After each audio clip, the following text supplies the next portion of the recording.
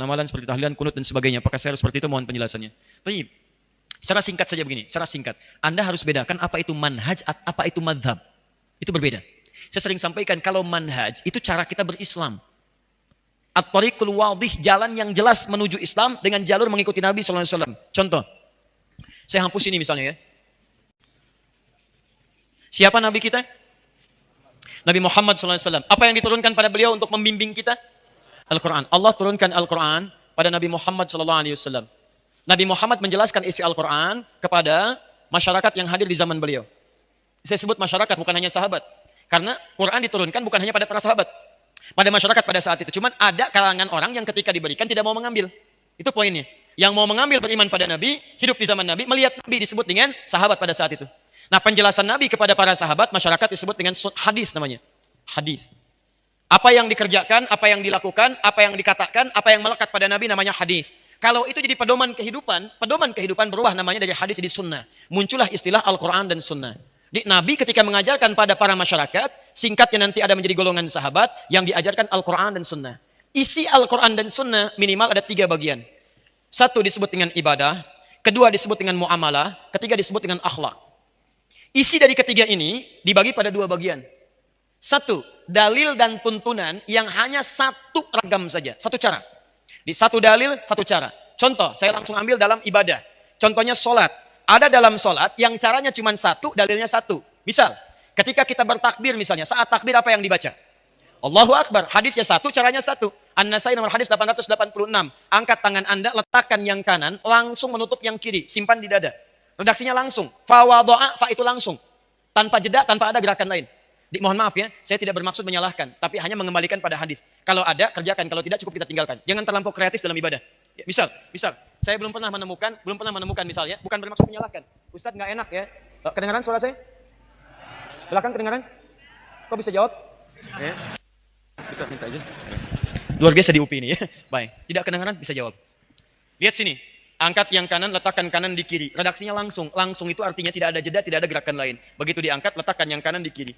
Saya mohon maaf, saya belum menemukan. Dan sebagian beralasan begini, Ustaz, nggak enak lah, masa sama Allah kiri dulu. Kenapa tidak kanan dulu? Allah, kanan masuk, kiri, tutup misalnya. Nah, ini fokus ya, kadang-kadang kaki naik dikit misalnya. Misal, mohon maaf, ini hadisnya cuma 1, caranya 1. Disebutkan 1 hadis, 1 cara, karena menurut ukuran agama, semua umat Islam mampu melakukannya. Makanya ketika dilakukan 1 cara, semua orang bisa. Bisa semua orang. Dan mengucapkannya Allahu Akbar, tidak ada kalimat lain. Kalau ada yang seperti ini, artinya dipandang semua orang Islam mampu mengerjakannya. Karena itu tidak perlu kreatif mencari cara yang lain. Ya, misal yang tadi dilipat seperti ini, saya punya koleksi 1235 kitab hadis. Saya mencari sampai dari yang hadis paling sahih sampai yang paling palsu. Saking palsunya yang tadi di kitab hadis palsu pun tidak ditemukan. Anda bayangkan. Misal, yang kedua, ada tuntunan dari Nabi yang sifatnya beragam dalil, beragam cara. Dalilnya bukan cuma 1, dalilnya banyak. Caranya bukan 1, caranya banyak. Contoh, masih dalam sholat. Bacaan Al-Fatihah. Bismillahirrahmanirrahim. 70 hadis.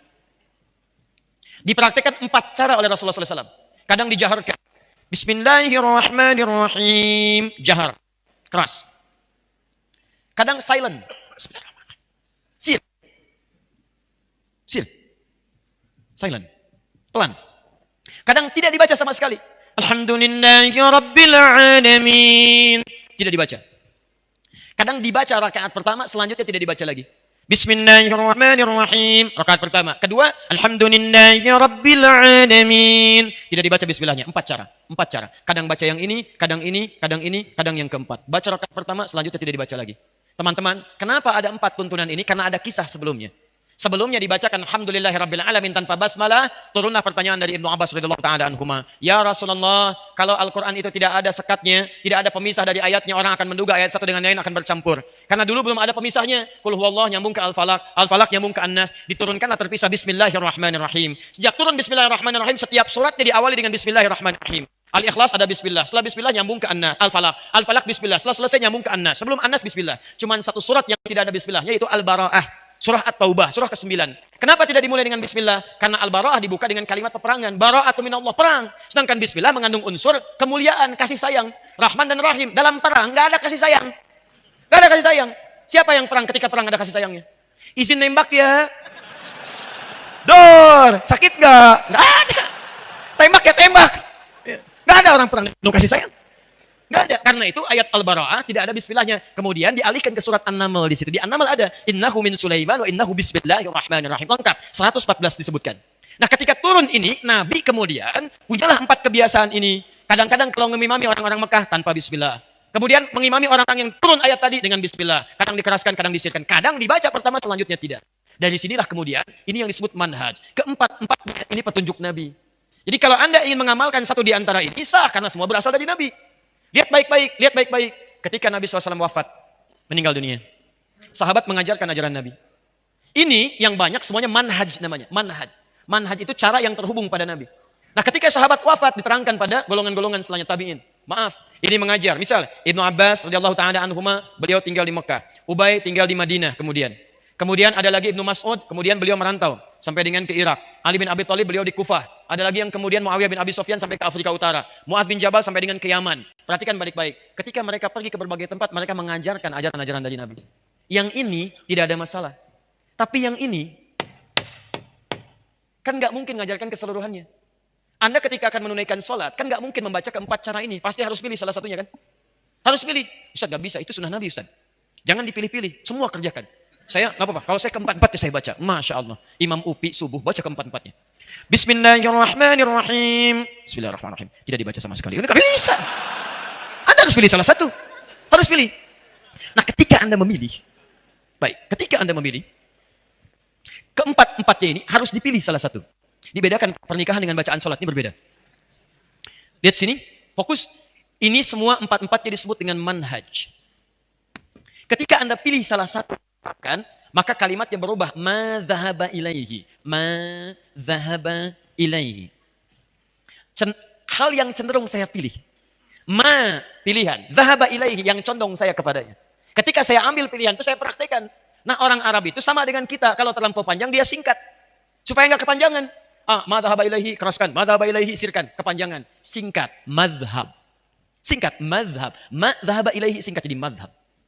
Ya. Dia ada singkatan-singkatan di Arab. Bahkan beberapa ayat di Quran itu istilahnya, bukan bacaannya. Istilahnya bisa disingkat. Disingkat yang dimaksud bacaannya. Misal, Bismillahirrahmanirrahim, basmalah. Alhamdulillahirrabbilalamin. Alhamdulillah.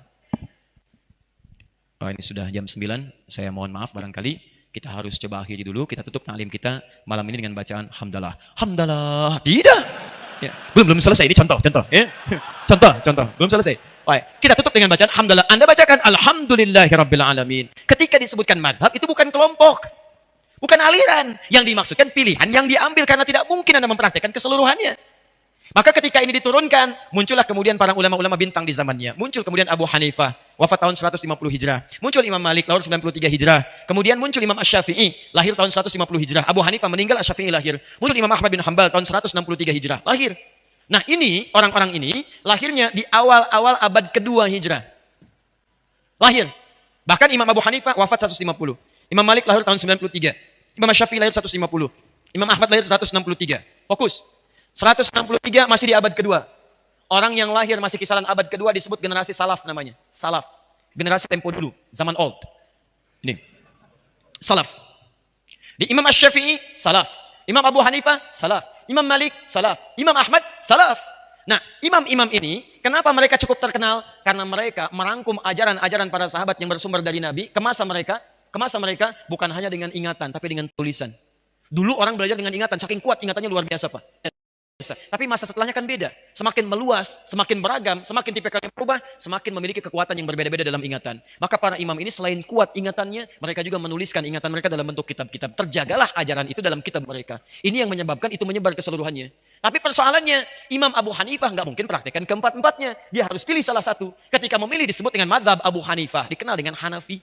Imam Malik memilih untuk tidak baca bismillah, dikenal dengan Maliki, madhab Maliki. Pilihan Imam Malik. Imam Asy-Syafi'i pilih dijaharkan, disebut dengan mazhab Syafi'i, pilihan Imam Asy-Syafi'i.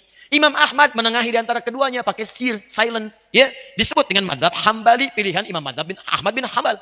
Ketika disebutkan mazhab bukan kelompok tapi pilihan para imam ini. Dan mereka tahu keseluruhannya, cuma harus memilih mana yang dipraktikkan. Nah, persoalannya adalah ketika imam ini mengajar, disampaikan generasi setelahnya, generasi setelahnya sampai ke kita. Menyebarlah sekarang. Mazhab Abu Hanifah ada di sekitaran Asia Selatan, India, Pakistan, sampai ke timur jauh di Cina. Kemudian Imam Malik sekarang dulu di Madinah. Kemudian menyebar setelah itu sampai ke Afrika Utara. Libya, Tunisia, Maroko, Aljazair, ya, kemudian sampai dengan